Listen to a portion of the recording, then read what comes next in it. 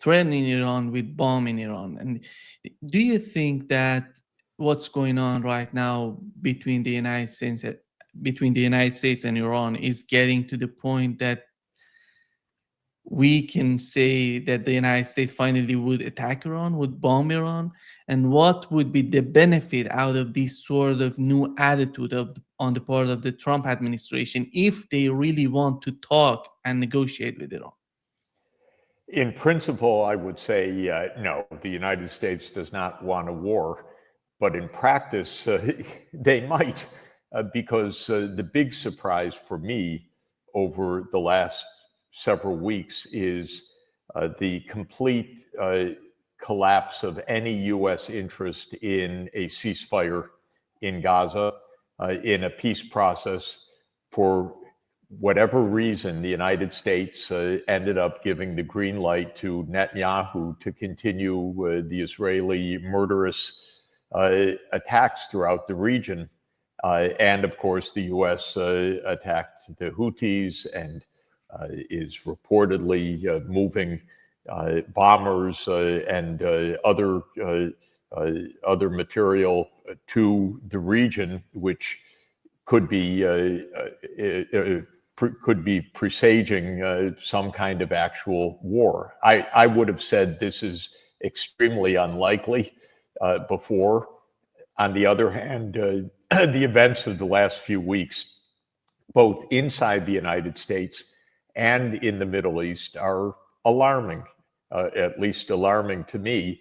They basically have seemed to signal the full control of the extremist Israeli government over U.S. foreign policy in the Middle East. And if that's the case, we would be headed to some kind of attack on Iran. The main issue, by the way, mentioned by the Trump administration is the nuclear program of Iran. We know that Bill Burns, before leaving Washington, publicly said that Iran is not pursuing nuclear bombs, and they didn't do it since 2003. And the new report from the Trump administration proves the same thing. Do you see that if Donald Trump talks with Iran instead of putting pressure, because on the Iranian, when you look at the Iranian media, they're talking about a lot of pressure coming from the United States. They're trying to do everything to negotiate, but the negotiations can happen without putting pressure on Iran. Why they have decided to put pressure to force them to negotiate with? Because they're nasty, and I would use foul language to describe them, but I won't for the purposes of your show. They're absolutely nasty. Look, the truth is Iran has been looking for a diplomatic solution for a decade. And that's what brought us to the Joint Comprehensive Plan of Action, the JCPOA, in the first place, roughly 10 years ago. As soon as Trump got into office in his first term, under the leadership or the guidance or whatever you want to call it of Netanyahu, the U.S. Abandoned the JCPOA, killed it. So it killed an agreement that was reached about denuclearizing or ending any kind of nuclear arms development in return for ending the sanctions regime. Netanyahu is a terrible, terrible, terrible force in this world. And his government is shockingly destructive and the progenitor of massive war crimes. And Netanyahu has had in his head for 30 years an attack on Iran and a regime change through war with Iran. This continues until today. The United States gave up its sovereignty when it comes to Middle East policy to the Israeli government a long time ago, to these extremists in Israel a long time ago. Our foreign policy is reckless, ununderstandable from an American interest point of view, a world interest point of view. It only makes sense when seen through the eyes of Israeli extremists. And that's what we have. So the JCPOA was the agreement to end Iran's nuclear program. The US willfully killed it. Then during the Biden years, the Iranians sent countless signals to Biden. We want to restart. We want to make JCPOA work. We want to negotiate with you. There were peace feelers all the time. Then when President Pezeshkian was elected, he came to the UN General Assembly this past September, and it was all about peace. Of course, Netanyahu, who is a man of murder and violence, wants to hear nothing of it. He wants the United States to attack. I thought Trump was going to avoid war in the Middle East. Such is not the case right now. That ceasefire evaporated. It was blatantly, crudely, violently, flagrantly blown up by the Israelis. And Trump didn't say one word. So what we have is not a question of how to negotiate. It's a question of threats and violence. And that's where we are to this moment. If you try to ask me to rationalize this or explain what's going on in the American mentality, all I can come up with is that the US officials are just doing the bidding of Netanyahu, who I regard as properly indicted by the International Criminal Court for crimes against humanity. With the case of Yemen, when they have started attacking Yemen, Pete Hegseth said this time is different. We're going to hit you harder. We're going to convince you not to attack Israel. Do you see anything new they're bringing to the table that would be game changer on the part of the United States, or maybe they're considering as a game changer against Yemen? Because we are getting back to the same old policy of the Biden administration. Do you see anything new? No, but the whole point of this is that to have peace in the Middle East requires a political settlement. It requires a state of Palestine alongside the state of Israel. Netanyahu's whole political career and his government is just rabidly against the state of Palestine. That's the essence of this Israeli extremist government. They want to ethnically cleanse Palestine so that Israel will control all of the land. This is stated by these extremists.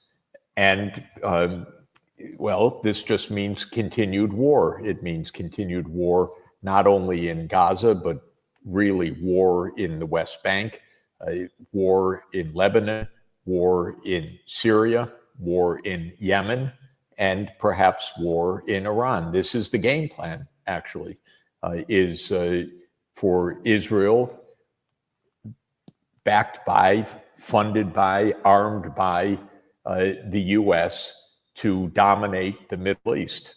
It's an abomination in my view, because it's just mass killing, mass destruction, mass slaughter in Gaza. And if anyone stands up to it, the Netanyahu doctrine is kill them, overthrow them. So this is where we are right now. The Arabs in the Arab League, in the Organization of Islamic Cooperation, country by country has said, look, we can have peace, we can normalize relations with Israel. It's straightforward. Two states living side by side. That's it. And this is the only path to peace. The only other way is ongoing slaughter, which is the Netanyahu policy, I'm afraid. And it seems like it's the Trump policy, or could be the Trump policy. It seems like that's the direction that things are moving after a glimmer of hope of Trump insisting on a ceasefire in Gaza. You never know, but right now, things do not look good.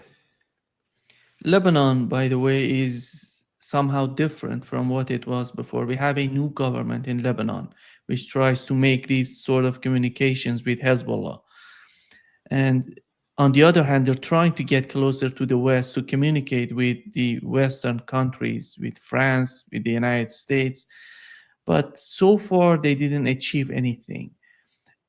Do you see the sort of attempts are going to get somewhere in terms of Macron was talking 2 days ago. He said that Israel should withdraw from the southern Lebanon.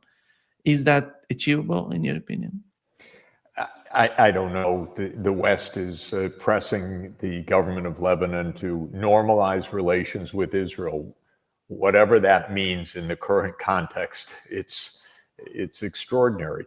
The whole point is that the US government and Israel, side by side, don't talk about the real path to peace, period.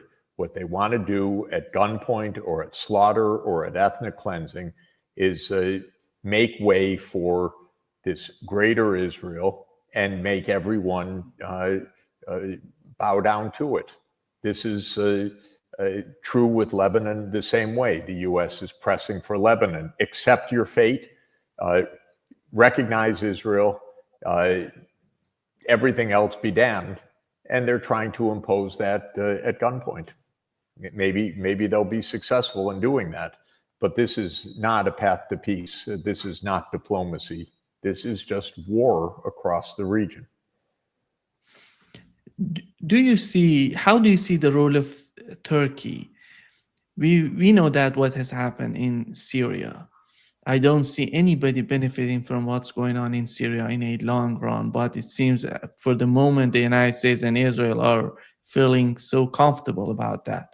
Do you think that would be the case? These people, we know who are these people right now in Syria who are running the government, or have they changed? Is that possible to somehow stabilize the situation in Syria, even with the help coming from Turkey?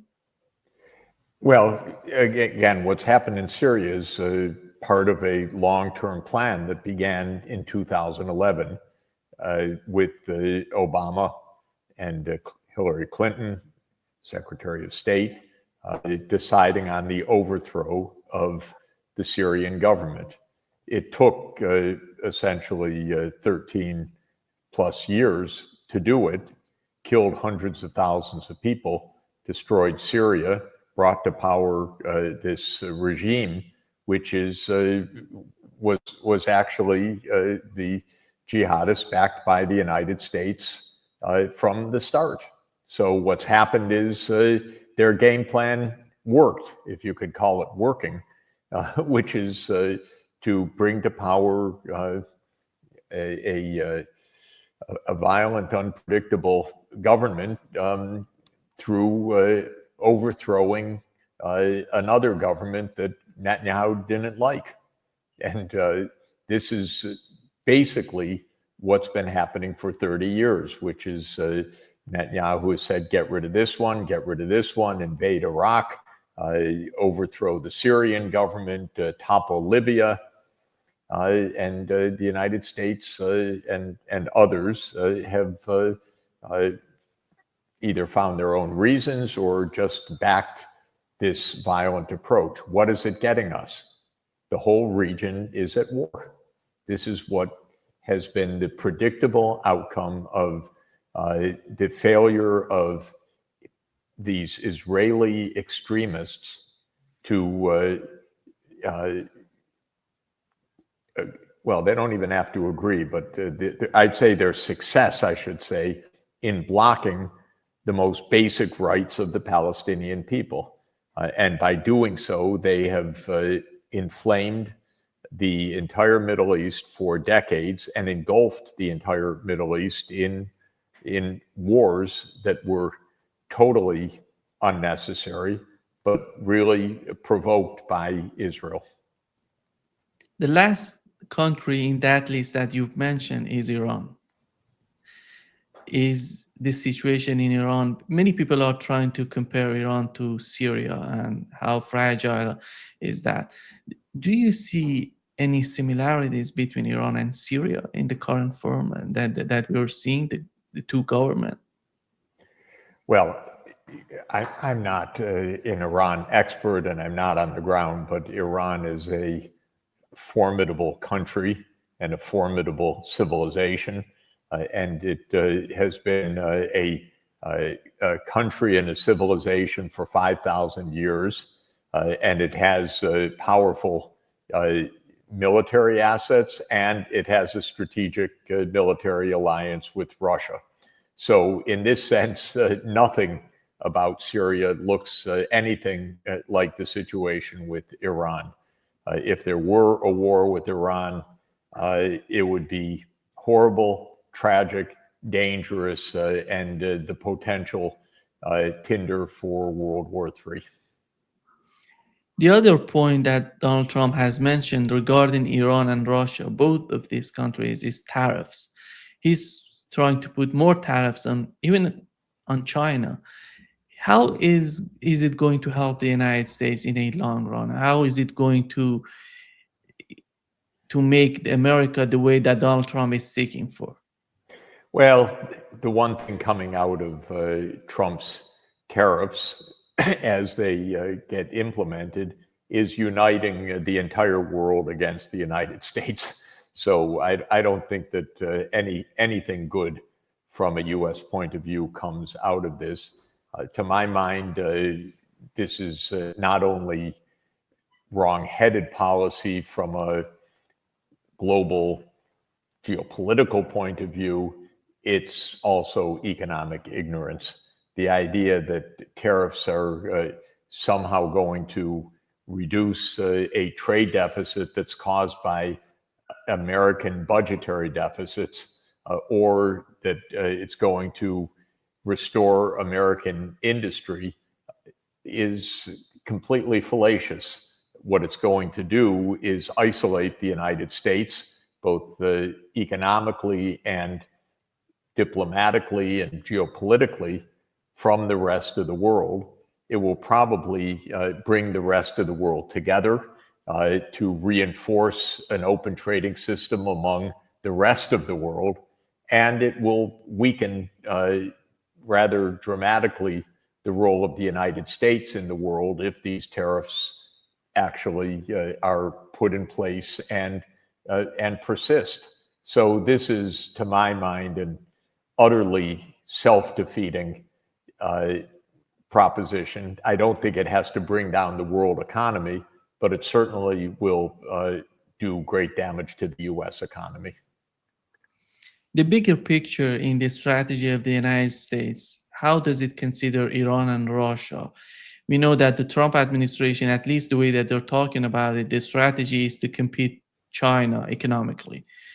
In that competition, is there any sort of role for Iran and Russia to be part of that picture, or they're just totally dismissing Russia and Iran? I think strategy is a fancy word for the improvisation and actions taken by the Trump administration. So I don't think that there's a grand strategy, and I don't think that there is a positive effect that's going to come out of this. In terms of the direction of change, I think the United States does not view Russia and Iran in the same context at all. They view Russia, according to what Trump says, as all right, a nuclear superpower, and we can divide up the turf, divide up the spoils with them. Let's not have a war with Russia. Okay, I think that's pretty reasonable, actually, although the specifics of trying to grab Ukraine's minerals and so forth is really gross. You can make peace without this kind of grotesque shakedown and this absolute display of uncontrolled greed and excess. So in this sense, at least vis-a-vis Russia, I think Trump doesn't want to have a fight. With Iran, at least my sense is that they don't view Iran in that context at all. I don't know whether Trump wants or doesn't want a war with Iran, but Iran is not seen in geopolitical terms, say, in relation to US and China as Russia might be. Iran is seen almost entirely through the Israel lens. And Iranian policy is dictated largely through the Israel lobby rather than through any kind of global geopolitics. And Iran is viewed as much weaker and I suppose much easier to attack from the point of view of the Trump officials. Now, mind you, I don't think any of their analysis is sound, clear-headed, rational, sensible, but probably the way that they view Iran is as weak, subject to attack, and if for whatever reason the U.S. and Israel decide to do that, they're going to do that not because of more broad geopolitical terms, but because of Middle Eastern politics in their perspective. Where is Europe in the Middle East, Professor Sachs? You're in Europe, you know them, and where are they? Europe basically doesn't have any foreign policy right now. Europe is in a state of confusion. Of course, France has its traditional role, if I could call it that, in the Eastern Mediterranean. So it's around, but Europe is not coherent on any issue right now, not on Ukraine, not on Israel and Palestine, not on the United States. Europe is in a completely discombobulated state, not knowing what to do. And I think probably by the hour spending most of its time on the coming US tariffs and a little bit of time on Ukraine, and from what I can see, almost no time at all on the Middle East. You mentioned the Trump attitude in Ukraine, which is positive, it seems, and he tries to do something in Ukraine. And while they're talking, Ukraine is just violating the ceasefire between Russia and Ukraine. Who's running in Ukraine? Is that the United Kingdom? Who's influencing the Zelensky administration? We know that is not the Trump administration. It should be someone else. Frankly, I'm surprised because it's suicidal what Ukraine is doing, but maybe it's been suicidal for quite a while, which is the risk of losing everything in order to avoid any serious negotiations to end the war. And Ukraine has found at least two supporters in that, Britain and France. Britain's Russophobia knows no bounds. So Britain is always ready, it seems, to hate Russia, to maybe provide some limited armaments and to talk tough. France, again, I think unaccountably, is also warmongering. To what effect? None, other than more destruction in Ukraine. And of course, the lead candidate for the presidency of France, Marine Le Pen, disliked the war. Now she's under arrest and has been sentenced to crimes to prevent her from running for president. It's an ugly scene.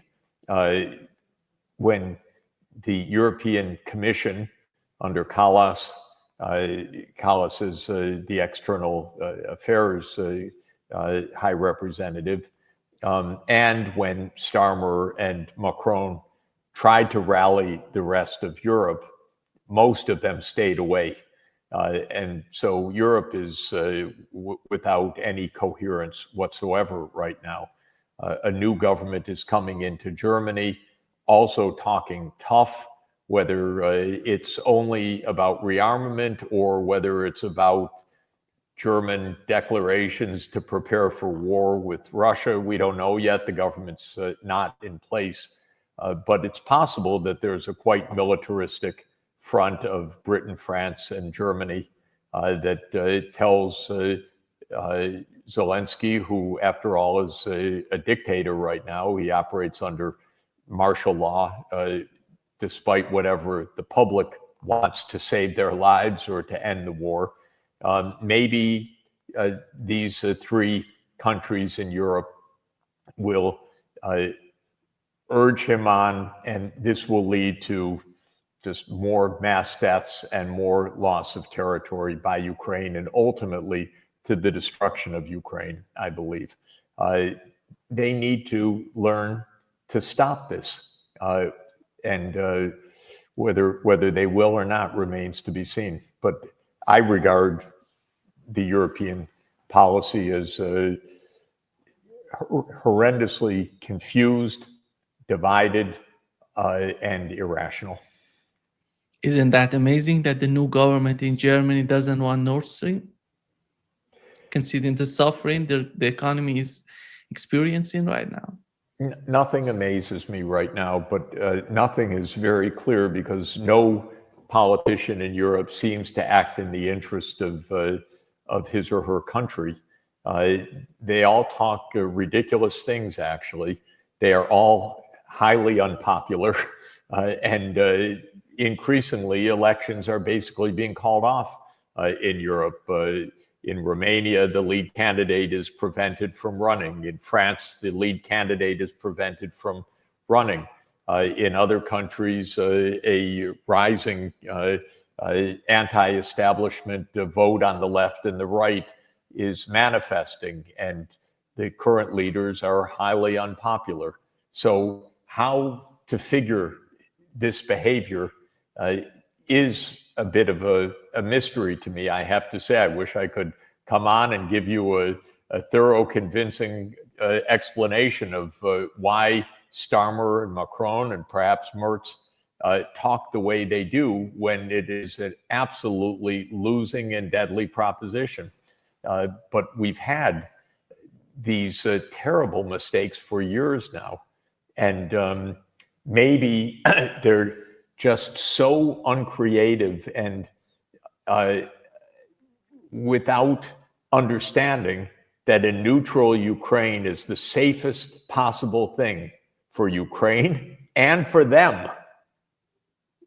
But they don't get it, and they haven't gotten it for years. How come the Biden administration was so successful in order to convince Europeans? Even the sabotage of Nord Stream pipeline, the German chancellor was next to Joe Biden. He said nothing about what Joe Biden was talking about, the Nord Stream. And right now they're totally against the Trump administration in Ukraine. How is it the problem? The communication on the part of the Trump administration, they cannot communicate the way that the Biden administration was capable of, or something beyond that? No, it's beyond that. It's weird, honestly.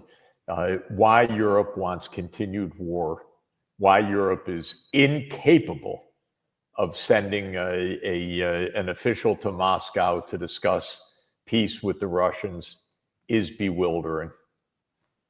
It is, among every other consideration, shocking incompetence, period. Maybe that's an explanation. It's not a great explanation, but it is an explanation.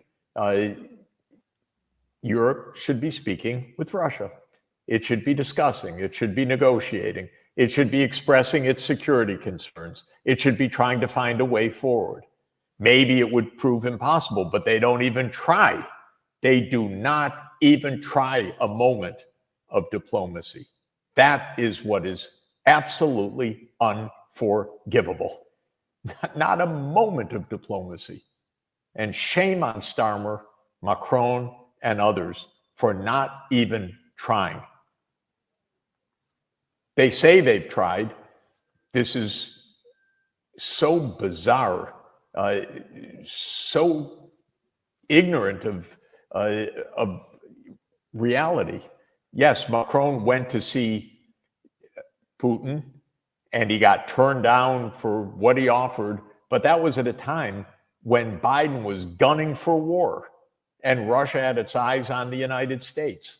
Now the US is giving them an exit ramp, and they cannot find it. They can't take it. They can't understand that this is the best for Europe to have an exit ramp from this war, and that it's the best for Ukraine.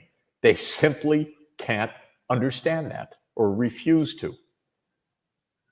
This policy mostly comes from the United Kingdom and France, or you see the role of Germany? I don't see Germany that much influential in the policy. No, in the immediate context, it's clear, even as Germany is in government formation and all the rest, and even with Scholz, who was, to a small extent, a moderator of this by saying, don't send Taurus missiles and try to find some way forward. The greatest Russophobia, of course, comes from the smallest states, comes from the Baltic states, comes from Poland. That's history.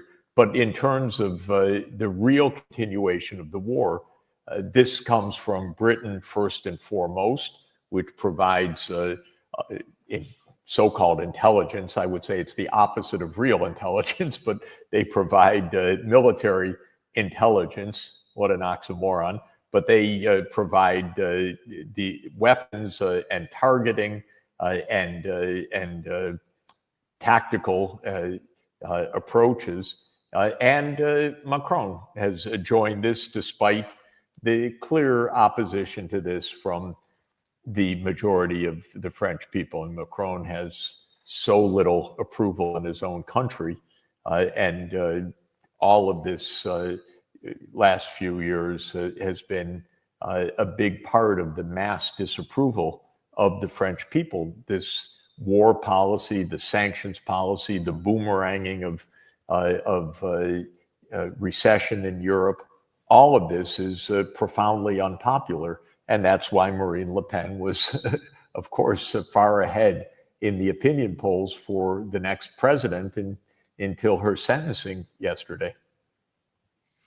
Donald Trump, in his policy toward Canada and Mexico, we know that Canada and Mexico are so important for the United States in terms of the economy, the way that the countries are important for the security of the United States.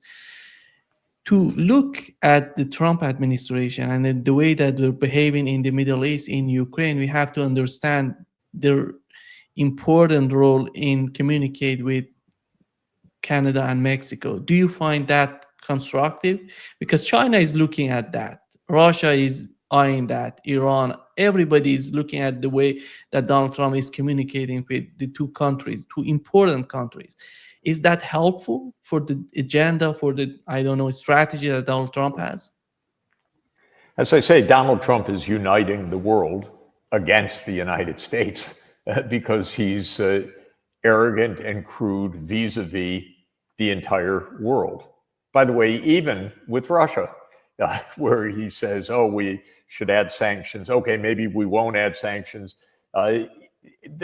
This is his MO personally, his modus operandi, to talk tough, to make threats, and so forth.